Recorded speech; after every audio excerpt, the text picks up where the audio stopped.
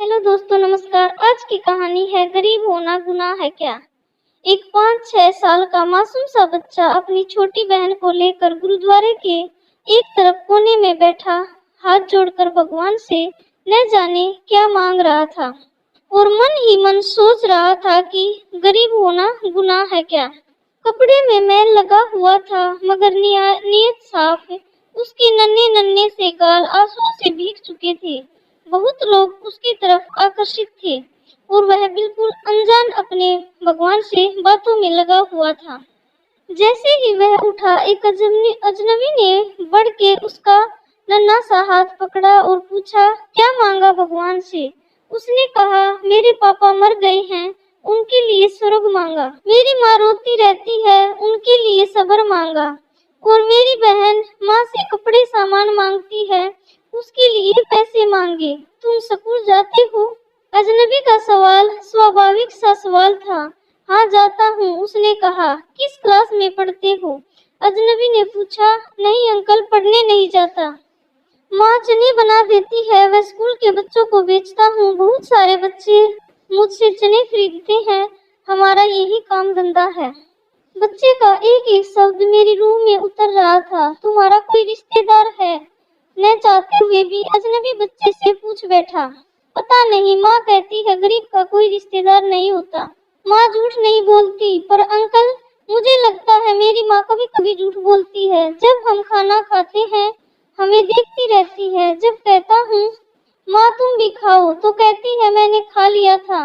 उस समय लगता है झूठ बोलती है। बेटा, अगर तुम्हारे घर का खर्च मिल जाए तो पढ़ाई करोगे? बिल्कुल नहीं। क्यों? पढ़ाई करने वाले गरीबों से नफरत करते हैं अंकल।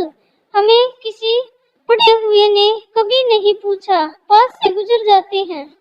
अजनबी हैरान भी था और शर्मिंदा भी। फिर उसने कहा, हर दिन इस गुरुद्वारे में आता हूँ, कभी किसी ने नहीं पूछा। यहाँ सब आने वाले मेरे पिताजी को जानते थे मगर हमें कोई नहीं जानता।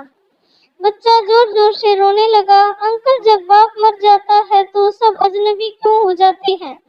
उनके पास इसका कोई जवाब नहीं था, क्योंकि मुझे उस समय तक यह एहसास कराने वाला वह छोटा सा बालक था जिसने मुझे अंदर तक झकझोर दिया था।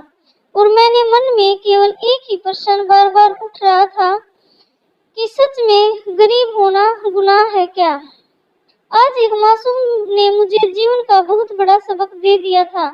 शायद कभी कभी ईश्वर इस तरह के दूत हमारे पास भेजते हैं ताकि हम आत्म चिंतन करके समाज के कल्याण की भावना की ओर अग्रसर हो सके। ऐसे कितने मासूम होंगे जो हसरतों से घायल हैं। बस एक कोशिश कीजिए और अपने आसपास जैसे जरूरतमंद यतीमों, बेसहाराओं को ढूंढिए और उनकी मदद कीजिए। मंदिर, गुरुद्वारे में सीमेंट या अन्न की बोरी देने से पहले अपने आसपास किसी गरीब को देख लेना। शायद उसको आटे की बोरी की ज्यादा जरूरत हो। यही दरियादिली आपको एक अच्छा इंसान बनने में मदद करेगी। तभी हम एक बेहतर समाज और देश की परिभाषा को साकार कर सकते हैं। तो दोस्तों, आपको ये कहानी कैसी लगी? आशा करती हूँ कि आपकी कहानी पसंद आई होगी। और आपकी क्या राय है इस कहानी पर, प्लीज कमेंट बॉक्स में जरूर बताएं। इसी तरह अच्छी अच्छी कहानियों के साथ मिलते रहेंगे। तब तक के लिए बाय बाय, टेक केयर।